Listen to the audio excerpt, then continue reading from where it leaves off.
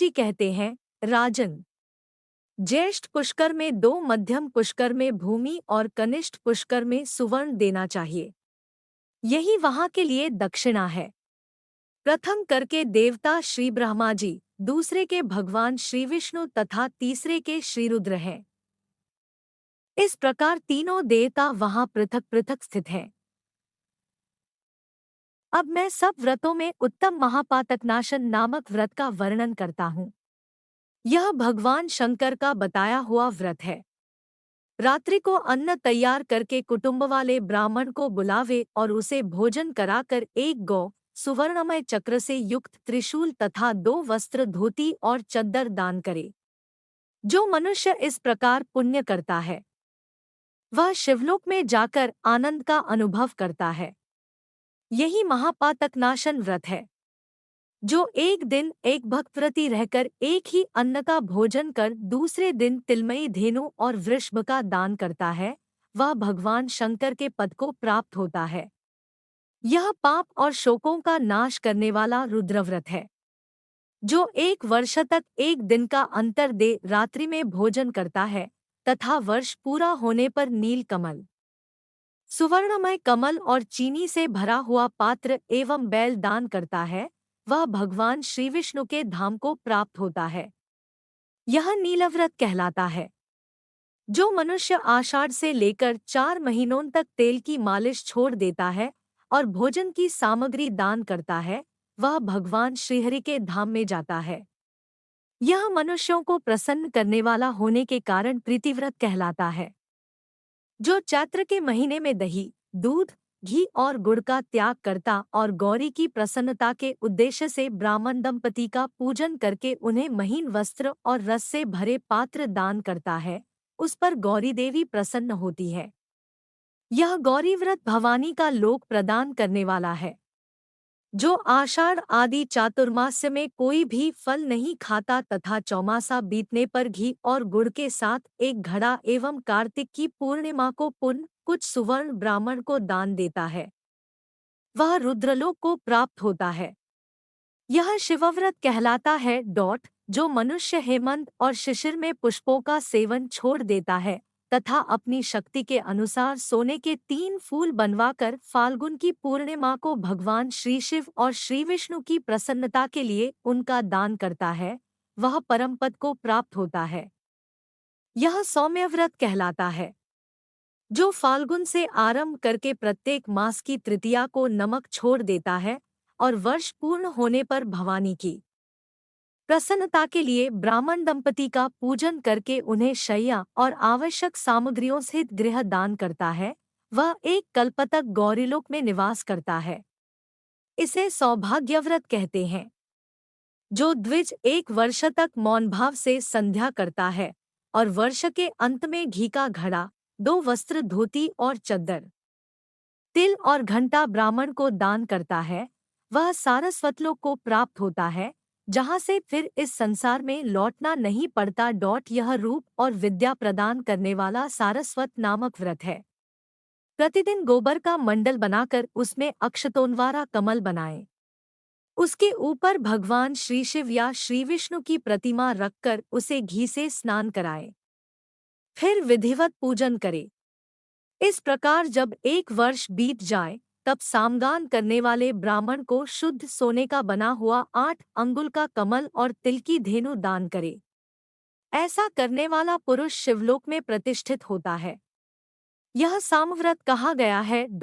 नवमी तिथि को एक भुक्त रहकर एक ही अन्न का भोजन करके कुमारी कन्याओं को भक्तिपूर्वक भोजन कराए तथा गौ, सुवर्ण, सिला हुआ अंगा, धोती, चहर तथा सोने का सिंहासन ब्राह्मण को दान करे, इससे वह शिवलोक को जाता है। अरबों जन्म तक स्वरूपवान होता है। शत्रु उसे कभी परास्त नहीं कर पाते। यह मनुष्यों को सुख देने वाला वीरव्रत नाम का व्रत है। चैत्र से आरंभ कर 4 महीनों तक प्रतिदिन लोगों को बिना मांगे जल पिलाएं और इस व्रत की समाप्ति होने पर अन्न वस्त्र से जल से भरा हुआ माठ, तिल से पूर्ण पात्र तथा सुवर्ण दान करे। ऐसा करने वाला पुरुष ब्रह्मलोक में सम्मानित होता है। यह उत्तम आनंद व्रत है। जो पुरुष मांस का बिल्कुल परित्याग करके व्रत का आचरण करे और उसकी पूर्ति के निमित्त गौ तथा सोने का मृग दान करे, वह अश्वमेध यज्ञ का फल प्राप्त करता है। इसका नाम अहिंसा व्रत है। एक कल्प तक इसका फल भोगकर अंत में मनुष्य राजा होता है। माघ के महीने में सूर्योदय के पहले स्नान करके द्विज दंपति का पूजन करे तथा उन्हें भोजन कराकर यथाशक्ति वस्त्र और आभूषण दान दे, यह सूर्य व्रत है। इसका अनुष्ठान करने वाला पुरुष एक कल्प तक सूर्यलोक में निवास करता है। आषाढ़ आदि 4 महीनों में प्रतिदिन प्रातः स्नान करे और फिर कार्तिक की पूर्णिमा के दिन ब्राह्मणों को भोजन कराकर गोदान दे तो वह मनुष्य भगवान श्री विष्णु के धाम को प्राप्त होता है। यह विष्णु व्रत है जो एक अयन से दूसरे अयन तक पुष्प और घृत का सेवन छोड़ देता है और व्रत के अंत में फूलों का हार, घी और मृत मिश्रित खीर ब्राह्मण को दान करता है, वह शिवलोक में जाता है। इसका नाम शीलव्रत है। जो नियत काल तक प्रतिदिन संध्या के समय दीप दान करता है तथा घी और तेल का सेवन नहीं करता, फिर व्रत समाप्त होने पर ब्राह्मण को दीपक चक्र, शूल, सोना, धोती और चद्दर दान करता है, वह इस संसार में तेजस्वी होता है तथा अंत में रुद्रलोक को जाता है। यह दीप्ति व्रत है जो कार्तिक से आरंभ करके प्रत्येक मास की तृतीया को रात के समय गोमूत्र में पकाई हुई जौ को लपसी खाकर रहता है और वर्ष समाप्त होने पर गोदान करता है। वह एक कल्प तक गौरीलोक में निवास करता है तथा उसके बाद इस लोक में राजा होता है। इसका नाम रुद्र व्रत है। यह सदा कल्याण करने वाला है। जो 4 महीनों तक चंदन लगाना छोड़ देता है तथा अंत में सीपी, चंदन, अक्षत और 2 श्वेत वस्त्र, धोती और चद्दर ब्राह्मण को दान करता है, वह वरुण लोक में जाता है। यह दृढ़व्रत कहलाता है। सोने का ब्रह्मांड बनाकर उसे तिल की ढेरी में रखे तथा मैं अहंकारूपी तिल का दान करने वाला है, ऐसी भावना करके घी से अग्नि को तथा दक्षिणा से ब्राह्मण को तृप्त करे, फिर माला, वस्त्र तथा आभूषणों द्वारा ब्राह्मण दंपति का पूजन करके विश्वात्मा की तृप्ति के उद्देश्य से किसी शुभ दिन को अपनी शक्ति के अनुसार 3 तोले से अधिक सोना तथा तिल सहित ब्राह्मण ब्राह्मण को दान करे। ऐसा करने वाला पुरुष पुनर्जन्म से रहित ब्रह्मब्द को प्राप्त होता है। इसका नाम ब्रह्म व्रत है। यह मनुष्यों को मोक्ष देने वाला है। जो 3 दिन केवल दूध पोकर रहता है और अपनी शक्ति के अनुसार 1 तोले से अधिक सोने का कल वृक्ष बनवाकर उसे 1 सेर चावल के साथ ब्राह्मण को दान करता है, वह भी ब्रह्मब्द को प्राप्त होता है। यह कल्प वृक्ष व्रत है जो 1 महीने तक उपवास करके ब्राह्मण को सुंदर गौ दान करता है। वह भगवान श्री विष्णु के धाम को प्राप्त होता है। इसका नाम भीम व्रत है। जो 20 तोले से अधिक सोने की पृथ्वी बनवाकर दान करता है और दिन भर दूध पीकर जाता है, वह रुद्रलोक में प्रतिष्ठित होता है। यह धनप्रद नामक व्रत है। यह 700 कल्पांत तक अपना फल देता रहता है। माघ अथवा चैत्र को गुड़ की गौ बनाकर दान करे। इसका नाम गुड़ व्रत है। इसका अनुष्ठान करने वाला पुरुष गौरलोक में सम्मान पाता है। अब परम आनंद प्रदान करने वाले महाव्रत का वर्णन करता हूँ। जो 15 दिन उपवास करके ब्राह्मण को 2 कपिला गौएं दान करता है, वह देवता और असुरों से पूजित हो ब्रह्मलोक में जाता है तथा कल्प के अंत में सबका सम्राट होता है। इसका नाम प्रभावत भी है। जो 1 वर्ष तक केवल एक ही अन्न का भोजन करता है और भक्ष्य पदार्थों के साथ जल का घड़ा दान करता है, वह कल्प पर्यंत शिवलोक में निवास करता है। इसे प्राप्तिव्रत कहते हैं। जो प्रत्येक अष्टमी को रात्रि में 1 बार भोजन करता है और वर्ष समाप्त होने पर दूध देने वाली गौ का दान करता है, वह इंद्रलोक में जाता है। इसे सुक्तिव्रत कहते हैं।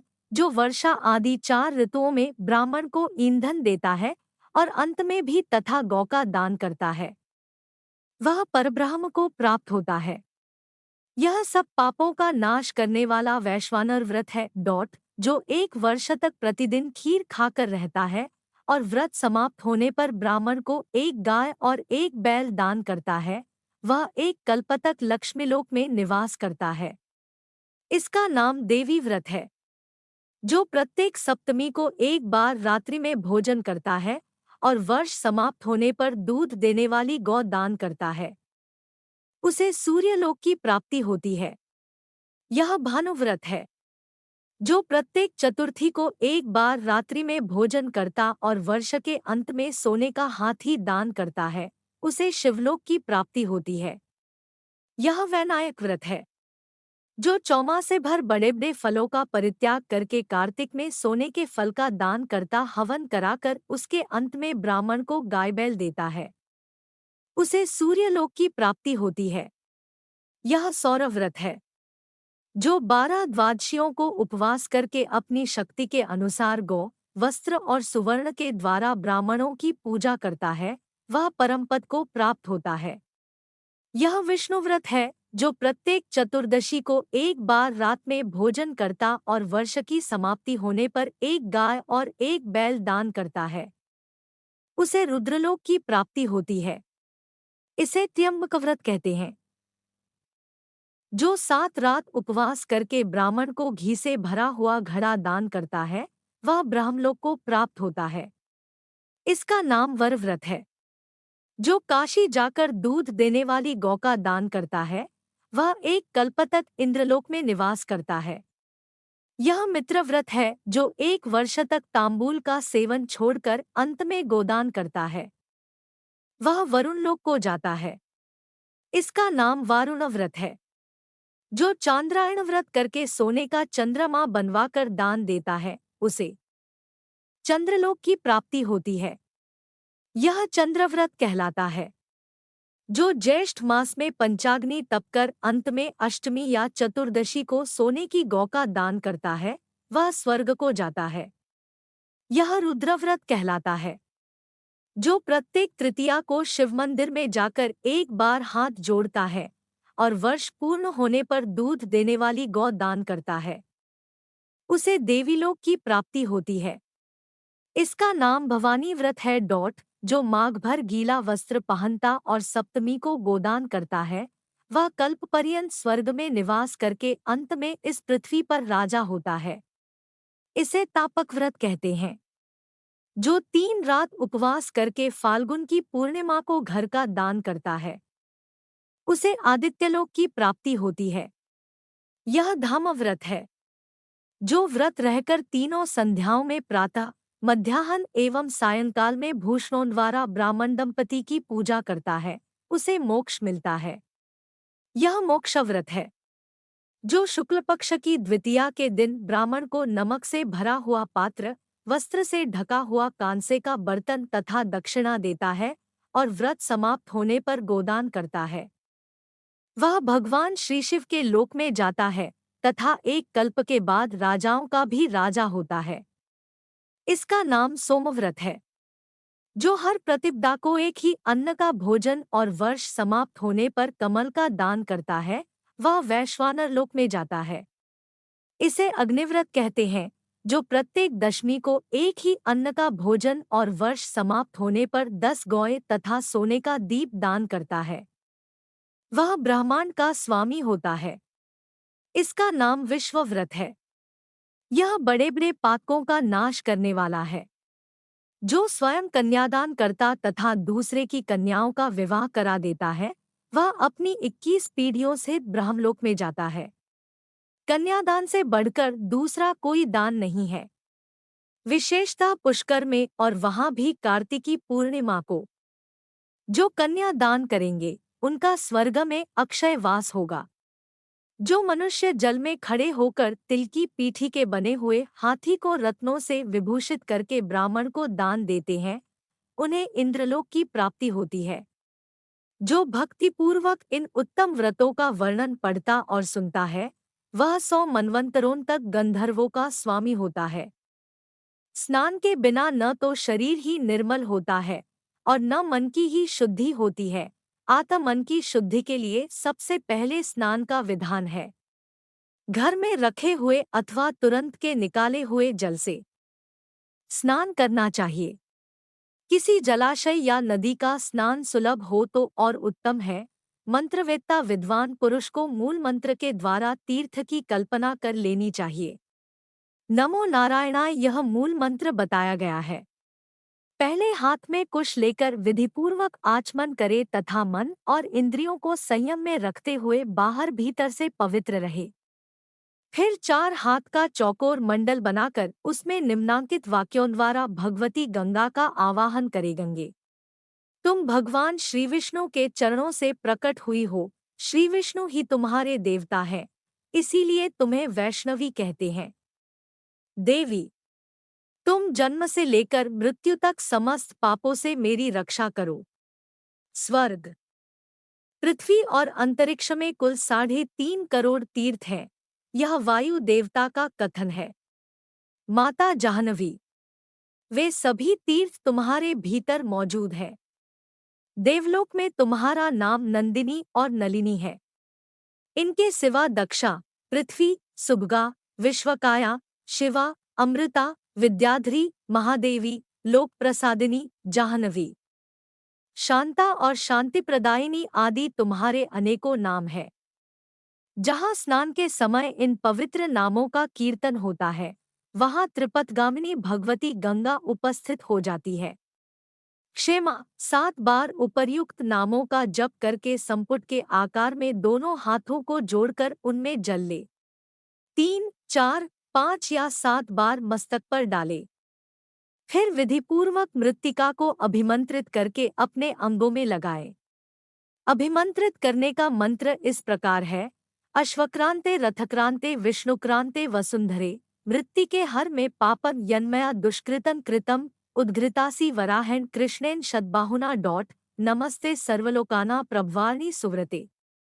20, 155, 157 वसुंधरे, तुम्हारे ऊपर अश्व और रथ चला करते हैं। भगवान श्री विष्णु ने भी वामन रूप से तुम्हें एक पैर से नापा था। मृत्तिके, मैंने जो बुरे कर्म किए हों, मेरे उन सब पापों को तुम हर लो देवी। भगवान श्री विष्णु ने सैकड़ों भुजाओं वाले वराह का रूप धारण करके तुम्हें जल से बाहर निकाला था। तुम संपूर्ण लोकों की उत्पत्ति के लिए अरणि के समान हो। सुव्रते, तुम्हें मेरा नमस्कार है। इस प्रकार मृत्तिका लगाकर पुनः स्नान करे। फिर विधिवत आचमन करके उठे और शुद्ध सफेद धोती एवं चद्दर धारण कर त्रिलोकी को तृप्त करने के लिए वर्पण करे। सबसे पहले ब्रह्मा, विष्णु, रुद्र और प्रजापति का तर्पण करे। तत्पश्चात देवता, यक्ष, नाग, गंधर्व, श्रेष्ठ अप्सराएं, क्रूर सर्प, गरुड़ पक्षी, वृक्ष, जंभक आदि असुर, विद्याधर, मेघ, आकाशारी जीव, निराधार जीव, पापी जीव तथा धर्मप्रायण जीवों को तृप्त करने के लिए मैं जल देता हूँ यह कहकर उन सबको जलांजलि दे देवताओं का तर्पण करते समय यज्ञोपवीत को बाएं कंधे पर डाले रहे। तत्पश्चात उसे गले में माला की भांति कर ले और मनुष्यों, ऋषियों तथा ऋषिपुत्रों का भक्तिपूर्वक तर्पण करे। सनक, सनंदन, सनातन, कपिल, आसुरी, वोडू और पंचशिखे सभी मेरे दिए जल से सदा तृप्त हो ऐसी भावना करके जल दे। इसी प्रकार मरीचि, अत्रि, अंगिरा, पुलस्त्य, पुलह, क्रतु, प्रचेता, वसिष्ठ, भृगु, नारद तथा संपूर्ण देवर्षियों एवं ब्रह्मर्षियों का अक्षत सहित जल के द्वारा तर्पण करे। इसके बाद यज्ञोपवीत को दाएं कंधे पर करके बाएं घुटने को पृथ्वी पर टेक कर बैठे। फिर अग्निश्वात तक, सौम्य हविष्मान, ऊष्मप, सुकाली, बरहिषत तथा आजप नाम के पितरों का तिल और चंदनयुक्त जल से भक्तिपूर्वक तर्पण करे। इसी प्रकार हाथों में कुश लेकर पवित्र भाव से परलोकवासी पिता, पितामह आदि और मातामह आदि का नाम गोत्र का उच्चारण करते हुए तर्पण करे। इस क्रम से विधि और भक्ति के साथ सबका तर्पण करके निम्नांकित मंत्र का उच्चारण करे। ये बांधवा बांधवा ये यन्यजन्मनि बांधवाः ते तृप्तिम खिला यान्तु येप्यस्मत्तोकांक्षिणः। 20,169 से 170। जो लोग मेरे बांधव न हो, जो मेरे बांधव हो तथा जो दूसरे किसी जन्म में मेरे बांधव रहे हो, वे सब मेरे दिए हुए जल से तृप्त हों। उनके सिवा और भी जो कोई प्राणी मुझसे जल की अभिलाषा रखते हों, वे भी तृप्ति लाभ करें। ऐसा कहकर उनके उद्देश्य से जल गिराए। तत्पश्चात विधिपूर्वक आचमन करके अपने आगे पुष्प और अक्षतों से कमल की आकृति बनाएं। फिर यत्नपूर्वक सूर्यदेव के नामों का उच्चारण करते हुए अक्षत, पुष्प और रक्तचंदन मिश्रित जल से अर्घ्य दे। अर्घ्यदान का मंत्र इस प्रकार है: नमस्ते विश्वरूपाय, नमस्ते ब्रह्मरूपिणे, सहस्त्ररश्मये, नित्य नमस्ते सर्वतेजसे, नमस्ते रुद्रवपुषे, नमस्ते भक्तवत्सल। पद्मनाभ, नमस्तेस्तु कुंडलांग भूषित, नमस्ते सर्वलोकेषु सुप्तांस्तान प्रतिबुध्यसे। सुकृतं दुष्कृतं चैव सर्वं पश्यसि सर्वदा, सत्यदेव नमस्तेस्तु प्रसीद मम भास्कर। दिवाकर नमस्तेस्तु प्रभाकर, नमोस्तुते। 20 172 से 175। भगवान सूर्य, आप विश्वरूप और ब्रह्म स्वरूप है। इन दोनों रूपों में आपको नमस्कार है। आप सहस्त्रों किरणों से सुशोभित और सबके तेजरूप हैं। आपको सदा नमस्कार है। भक्तवत्सल, रुद्ररूपधारी आप परमेश्वर को बारंबार नमस्कार है। कुंडल और अंगद आदि आभूषणों से विभूषित पद्मनाभ, आपको नमस्कार है। भगवन, आप संपूर्ण लोकों के सोए हुए जीवों को जगाते हैं। आपको मेरा प्रणाम है। आप सदा सबके पाप पुण्य को देखा करते हैं। सत्यदेव, आपको नमस्कार है। भास्कर, मुझ पर प्रसन्न होइए। दिवाकर, आपको नमस्कार है। प्रभाकर, आपको नमस्कार है। इस प्रकार सूर्यदेव को नमस्कार करके 3 बार उनकी प्रदक्षिणा करे। फिर दिन गौ और सुवर्ण का स्पर्श करके अपने घर में जाए और वहां भगवान की पावन प्रतिमा का पूजन करे। तदंतर भगवान को भोग लगाकर बलिवैश्वदेव करने के पश्चात पहले ब्राह्मणों को भोजन करा, पीछे स्वयं भोजन करे। इस विधि से नित्य कर्म करके समस्त ऋषियों ने सिद्धि प्राप्त की है। पुलस्त्य जी कहते हैं, राजन, पूर्वकाल की बात है, बृहत नामक कल्प में धर्ममूर्ति नाम के एक राजा थे, जिनकी इंद्र के साथ मित्रता थी। उन्होंने सहस्रों दैत्यों का वध किया था। सूर्य और चंद्रमा भी उनके तेज के सामने प्रभाहीन जान पड़ते थे। उन्होंने सैकड़ों शत्रुओं को परास्त किया था। वे इच्छानुसार रूप धारण कर सकते थे। मनुष्यों से उनकी कभी पराजय नहीं हुई थी। उनकी पत्नी का नाम था भानुमति। वह त्रिभुवन में सबसे सुंदरी थी। उसने लक्ष्मी की भांति अपने रूप से देव सुंदरियों को भी मात कर दिया था। भानुमति ही राजा को पटरानी भी वे उसे प्राणों से भी बढ़कर मानते थे। एक दिन राजसभाएं बैठे हुए महाराज धर्ममूर्ति विस्मय विमुग्ध हो अपने पुरोहित मुनिश्रेष्ठ वसिष्ठ को प्रणाम करके पूछा, भगवन, किस धर्म के प्रभाव से मुझे सर्वोत्तम लक्ष्मी की प्राप्ति हुई है? मेरे शरीर में जो सदा उत्तम और विपुल तेज भरा रहता है, इसका क्या कारण है? वसिष्ठ जी ने कहा, राजन, प्राचीन काल में एक लीलावती नाम की वेश्या थी, जो सदा भगवान शंकर के भजन में तत्पर रहती थी। एक बार उसने पुष्कर में चतुर्दशी को नमक का पहाड़ बनाकर सोने की बनी देव प्रतिमा के साथ विधिपूर्वक दान किया था। शुद्ध नाम का एक सुनार था, जो लीलावती के घर में नौकर का काम करता था। उसी ने बड़ी श्रद्धा के साथ मुख्य मुख्य देवताओं की सुवर्णमयी प्रतिमाएं बनाई थी, जो देखने में अत्यंत सुंदर तथा शोभा संपन्न थी। धर्म का काम समझकर उसने उन प्रतिमाओं के बनाने की मजदूरी नहीं ली थी। उस नमक के पर्वत पर जो सोने के वृक्ष लगाए गए थे, उन्हें उस सुनार की स्त्री ने तपाकर देदीप्यमान बना दिया था। सुनार की पत्नी भी लीलावती के घर परिचारिका का काम करती थी। उन्हीं दोनों ने ब्राह्मणों की सेवा से लेकर सारा कार्य संपन्न किया था। तदंतर दीर्घ काल के पश्चात लीलावती वेश्या सब पापों से मुक्त होकर शिवजी के धाम को चली गई, तथा वह सुनार, जो दरिद्र होने पर भी अत्यंत सात्विक था और जिसने वेश्या से मजदूरी नहीं ली थी, आप ही है। उसी पुण्य के प्रभाव से आप सातों द्वीपों के स्वामी तथा हजारों सूर्यों के समान तेजस्वी हुए हैं। सुनार की ही भांति उसकी पत्नी ने भी सोने के वृक्षों और देवमूर्तियों को कांतिमान बनाया था, इसलिए वही आपकी महारानी भानुमती हुई है। प्रतिमाओं को जगमग बनाने के कारण महारानी का रूप अत्यंत सुंदर हुआ है और उसी पुण्य के प्रभाव से आप मनुष्यलोक में अपराजित हुए हैं तथा आपको आरोग्य और सौभाग्य से युक्त राजलक्ष्मी प्राप्त हुई है।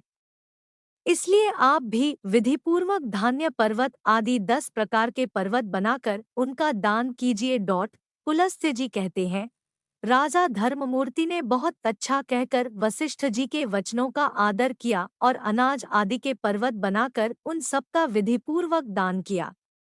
तत्पश्चात वे देवताओं से पूजित होकर महादेव जी के परम धाम को चले गए। जो मनुष्य इस प्रसंग का भक्तिपूर्वक श्रवण करता है वह भी पापरहित हो स्वर्गलोक में जाता है। राजन, अन्नादि पर्वतों के दान का पाठ मात्र करने से दुःस्वप्नों का नाश हो जाता है। फिर जो इस पुष्कर क्षेत्र में शांतचित्त होकर सब प्रकार के पर्वतों का स्वयं दान करता है, उसको मिलने वाले फल का क्या वर्णन हो सकता है।